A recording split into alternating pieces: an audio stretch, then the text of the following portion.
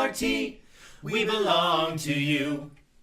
Welcome back to the podcast. My third guest for the third episode is, I like to consider the number 2 of PRT for the most part. She is the company manager and pretty much keeps us all in line for the most part, makes sure we show up on time and whatnot. She's also the number 2 for Making God Laugh, the stage manager, which we will talk about later in the show. I'd like to welcome our good friend Amanda Schindler. Hello, everyone. Now, before we get started, I always ask this with every single guest at the start of the show. If I wasn't bothering you right now, what would you be doing? I would be furiously scavenging the entire Performing Arts Center looking for a set of keys because I need to turn in mileage today and we have a set missing. So that's what I would be doing. A typical day or? A typical day. Hopefully, fingers crossed, I'll maybe tweet something saying they were found, just in case anyone is wondering, any of our viewers. Before we talk about PRT and Making God Laugh, which, as far as Making God Laugh, from what I've seen in the script and performers, it's hilarious. I can't wait to see it when performances come. But before we get on to that, let's start from the way beginning. Tell us, where were you born? I was born at Marion Health Center in Sioux City, Iowa. Yeah, and did you grow up with any siblings? Yep, I have an older brother. His name is Jacob, and I don't know what I would do without him. He helps me keep my sanity a lot of the time. So, growing up, when did you first have that theater experience? Not so much when, I knew I was going to do this, but do you remember when you were first exposed? Oh, I think I was first exposed probably was with Godspell. It was the way our high school runs is that our high school people would put on a show for the elementary kids. So I don't really remember what elementary grade I was in, but the first show I saw was Godspell. And then it wasn't until I think my senior year of high school that I actually participated in a play myself. And then I came here and messed around for a good 2 years before with other majors until I realized, hey, I actually want to be a theater major. So I did it, and here I am. Do you remember what that play was in senior year of high school? Yes, it was Just Another High School Play, ironically enough. And it was just another high school play. If you haven't read the script, please look it up and do, because it is a very funny script. Were you an actor, or I was an actor for that one. I was actually, my role was the technical director. Yeah, so I played next to the assistant director. Yeah, it was a fun show. I really liked it. So yeah, and you graduated high school, and where did you decide to go to SDSU right away, or was it something that you debated for a while and decided I'll go to SDSU? Honestly, it was the cheapest school that I could find. Yep. So that's where I went, was SDSU. It was even cheaper than in-state schools for me. Plus, I think it has the highest enrollment in the state or something. Something like that, yeah. And you said that it took about 2 years or so before you... Yeah, because I was always interested in theater, but I come from a family where theater, it's one of those where it's you can't do anything with theater. You need to be a doctor or a lawyer. I'm no. So it took me a little bit to be you know what, family, I love you, but I want to do theater.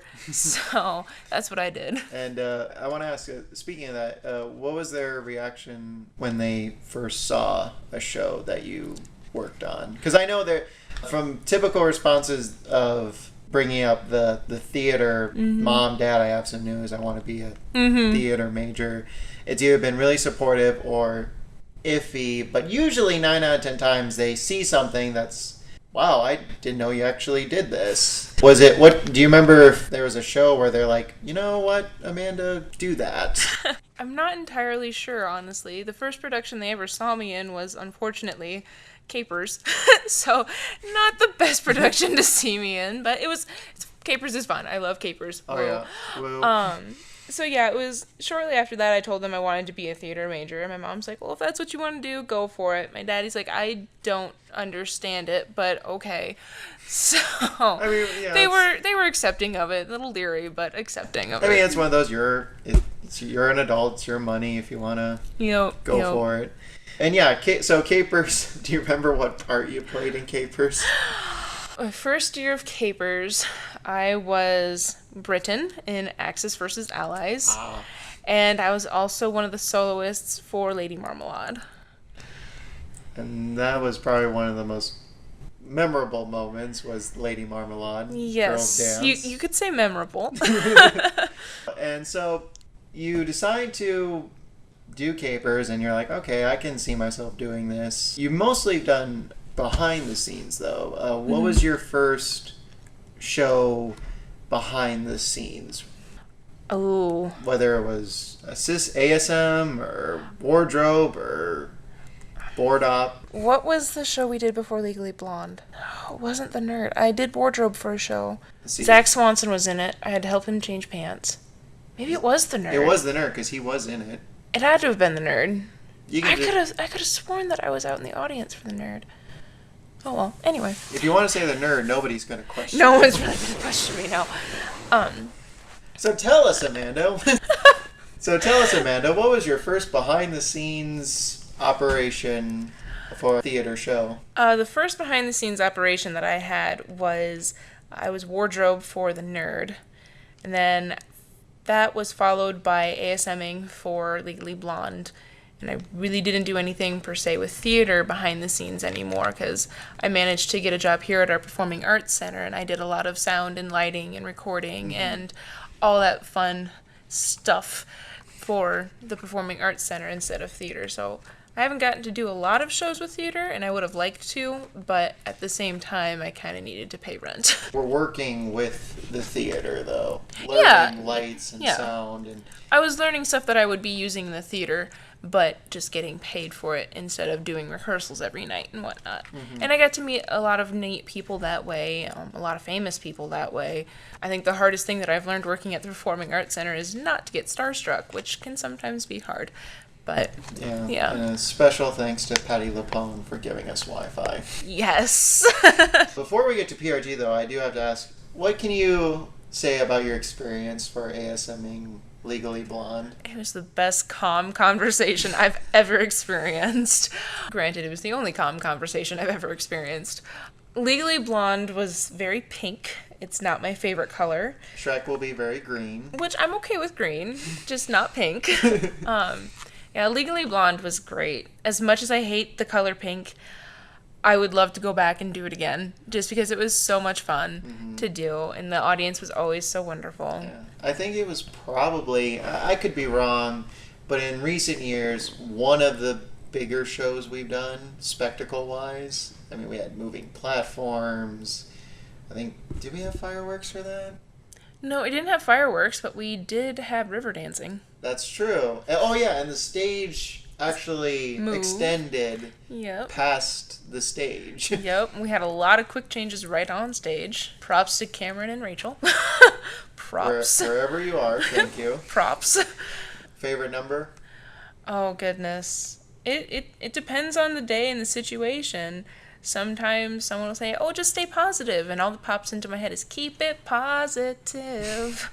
Yeah. So it just kind of depends. I really don't have a, per se, favorite song, but I do like the entire soundtrack. Yeah. Oh, it's very... The only song I can't listen to is Oh My God. Oh my God. Oh my God, you guys.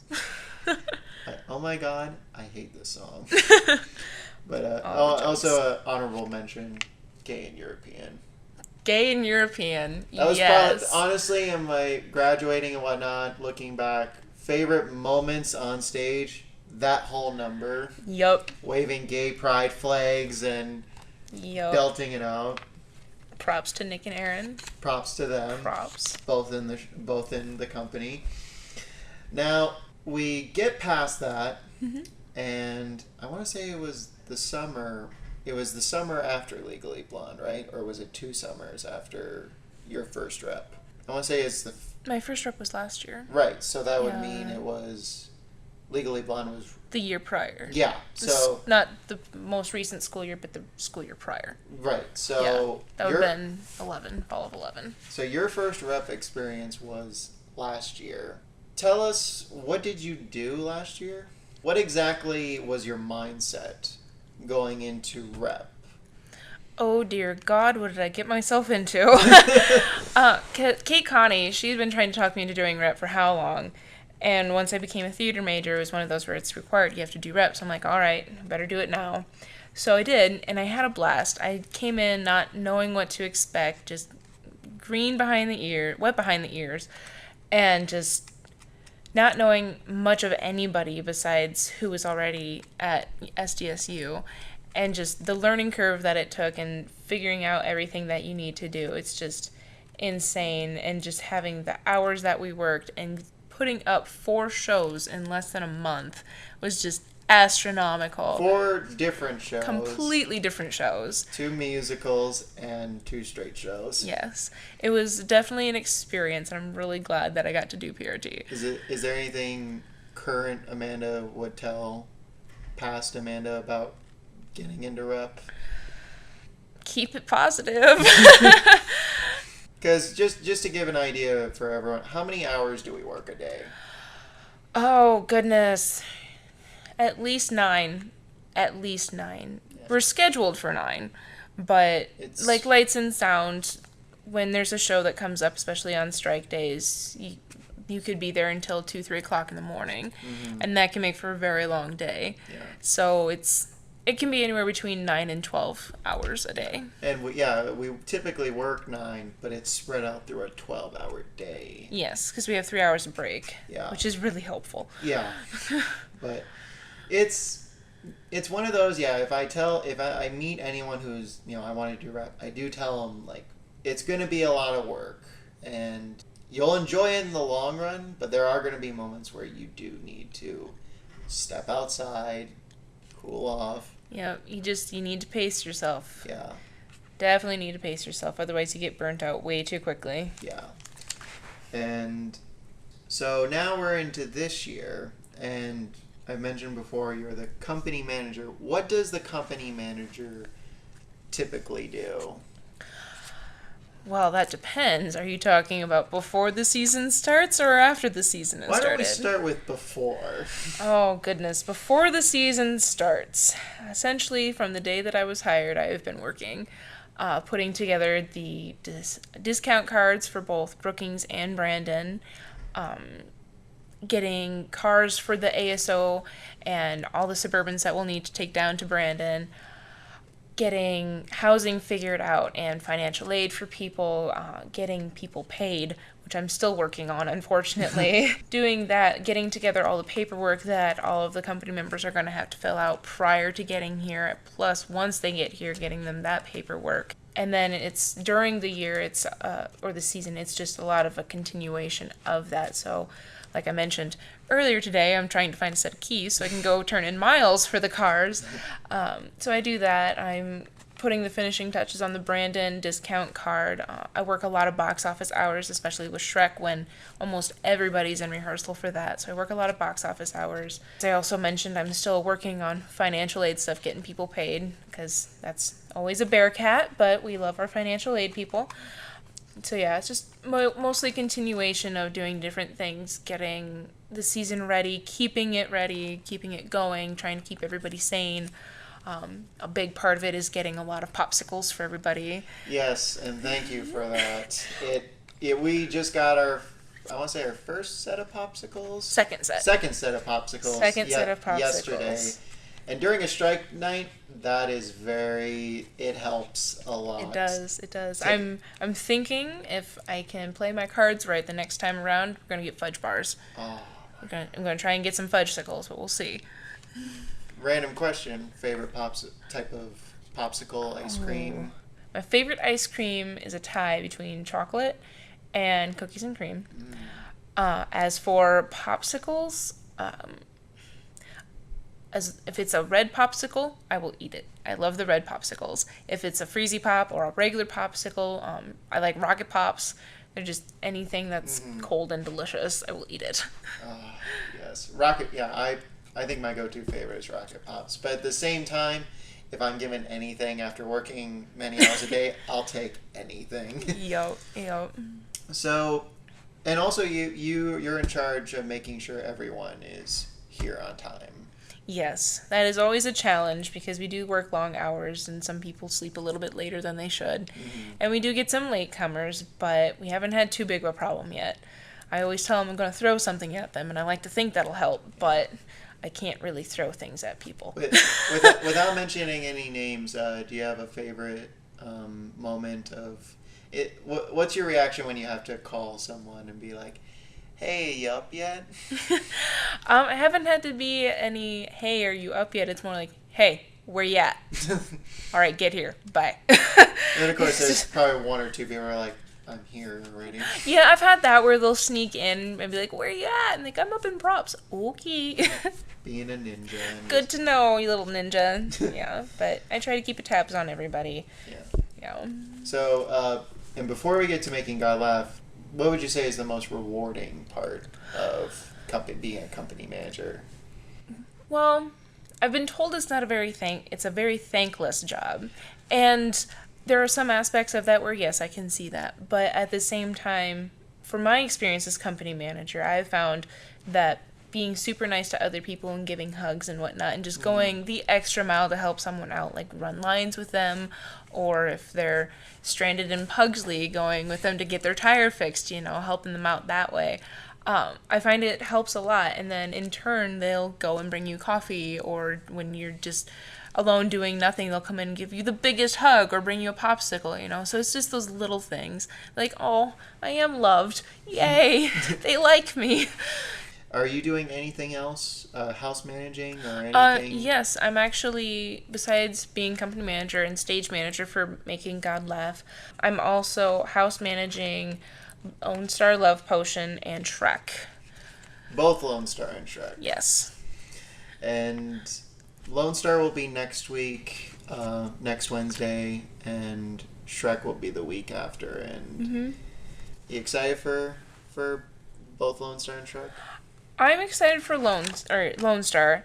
Shrek, I'm not so sure about. Like, I really love the movie Shrek, and I've seen the musical on Netflix, but it's one of those where I'm not the biggest fan of Shrek, but at the same time, it's gonna be a Billy Wilburn production, so it's gonna be over the top, and I have a feeling that I'm gonna be really, really satisfied with it and very happy with how it all will come together. Big sets, big drops. Big costumes, big makeup. Big everything. Oh, yeah. What'd you think of the production shot of Tyus in his Farquaad Oh my god, it is my favorite production shot. My favorite. I love that production shot. Yeah. Devin, I was, for the second episode, I spoke to Devin, and he said they purposely made the makeup for Tyus look like a drag queen. That makes me so happy. So very happy. But do you think Shrek will be the biggest PRT show, or do you think Beauty and the Beast? Oh, definitely Shrek. Because Beauty and the Beast is a Disney classic.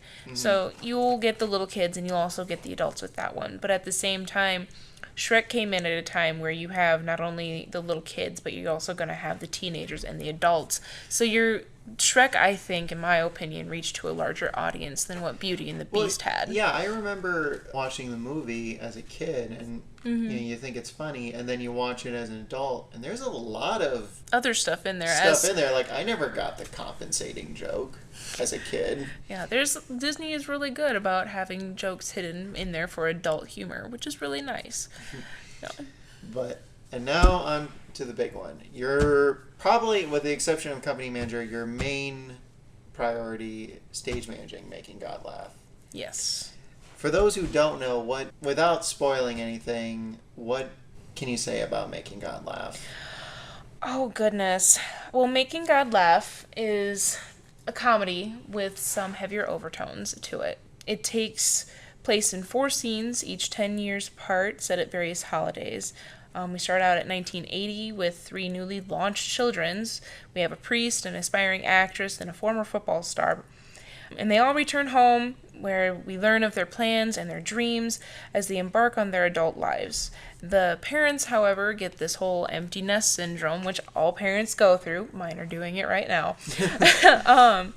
And so they have their own challenges too, the adults do. And old family rituals come up and different recipes are tried out. When we got a really famous Fantasia dip that nobody likes. Apparently it tastes really bad, and if we eat the prop, yes, it is really bad, but You'll probably die if you eat the prop. Probably will die if you actually eat the prop. So you got those where it's just a tension where like no one wants to eat this dip. And then you also have some old tensions that have just been there throughout the years that flare up. And so we go and we live through their Christmas, their Thanksgiving, their New Year's Eve, and their Easter to see how their lives have played out, and what they may have had in mind isn't exactly where they have arrived at. Yeah, and as you said, it's a comedy, but there are a lot of heavy moments, or at least there are. I mean, carried through comedy. Mm-hmm. But like, if it's one of those when you think about it, like, whoa, did that actually happen? Yep. And what would you say would be the character to look out for as far as who do you think is the lead character? Ooh.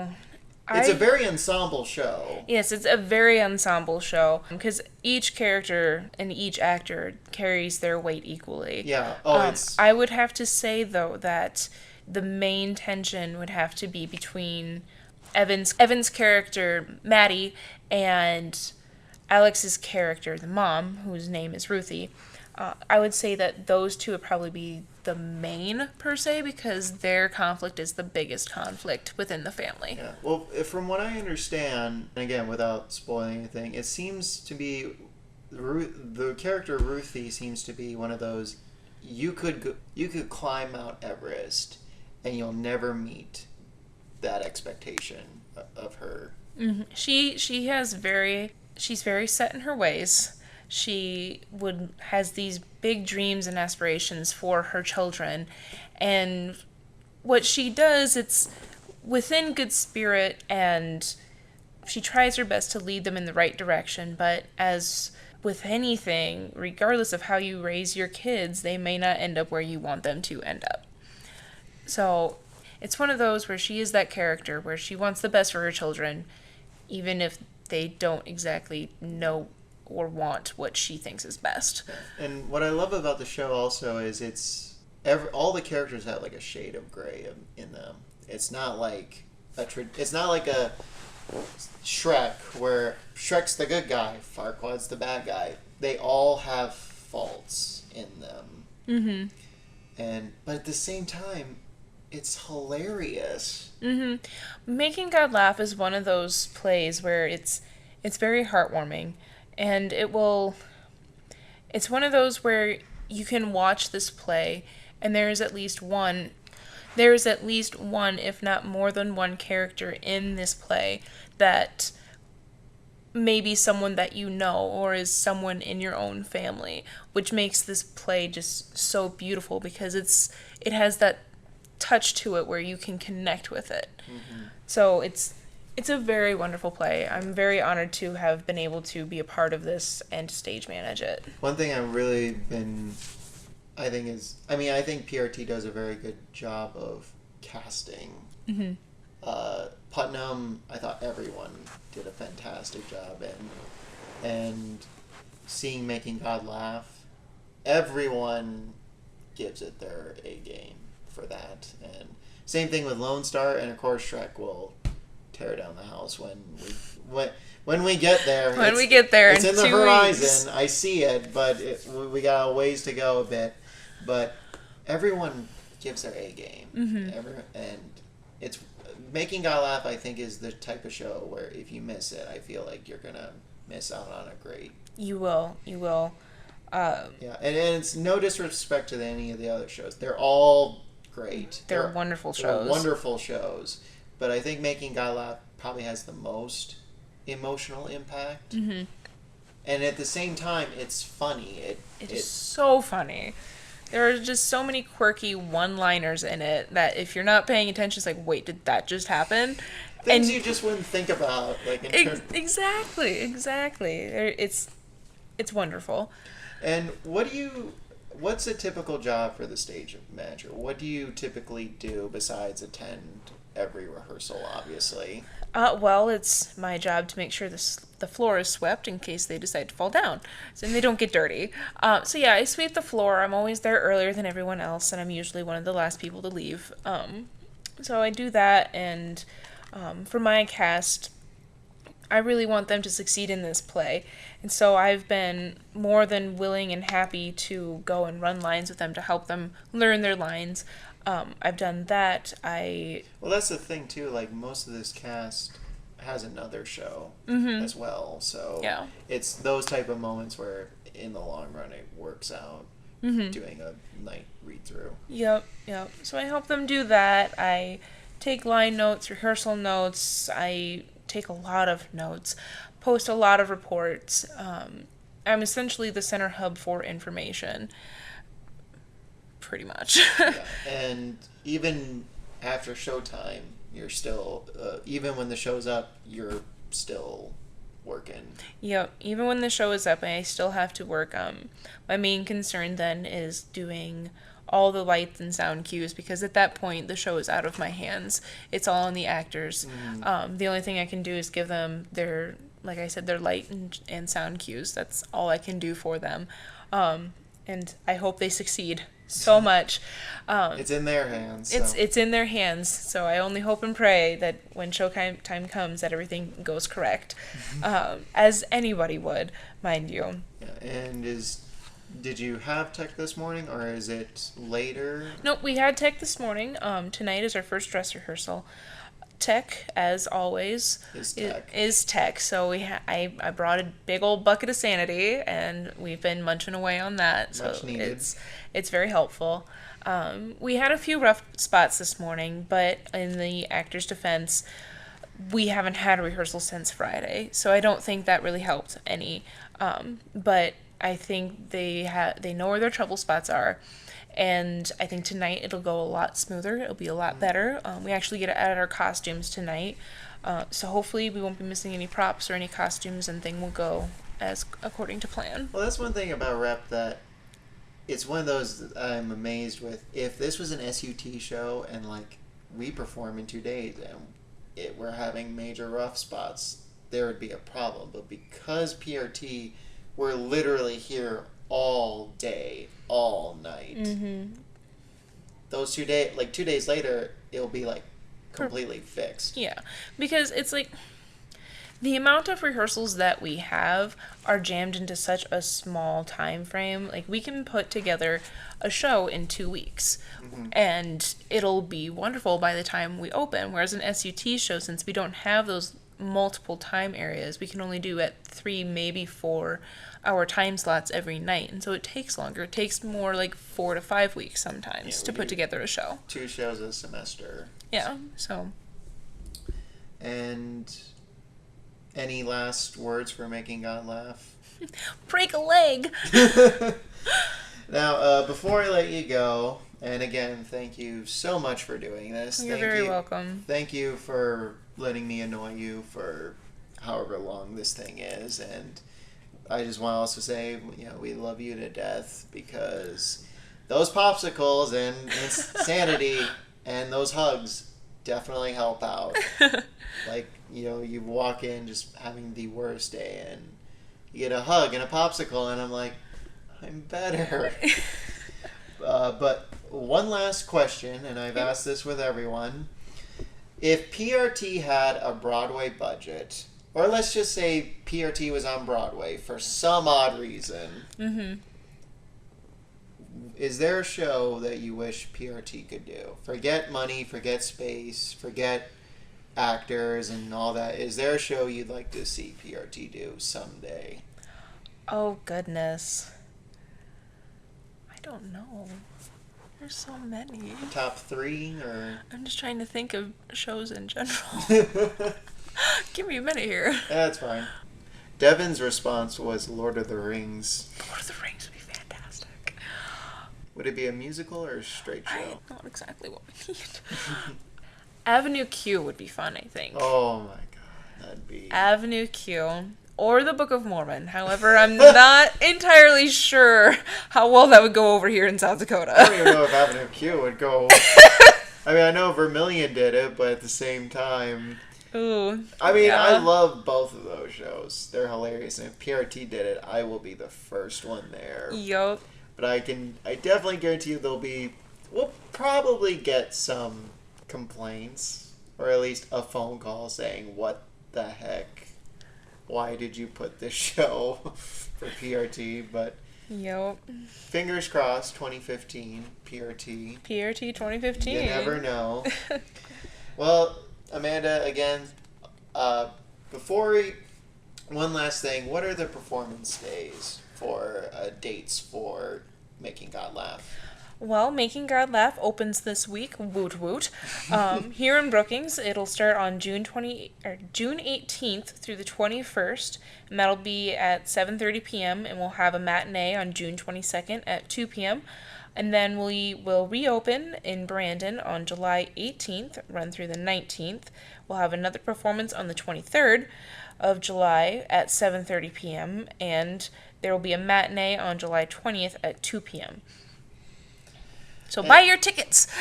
Tickets on sale now. And I guess Brandon's easier or harder? Once we get down to Brandon, I think that it's a little bit easier because we have run the show. We know the show. Everything's built. Everything is built. The hardest part about Brandon, I would have to say, is that it's such a big stage that we're not going to be used to it right away. Mm-hmm. So that always throws some people for a loop.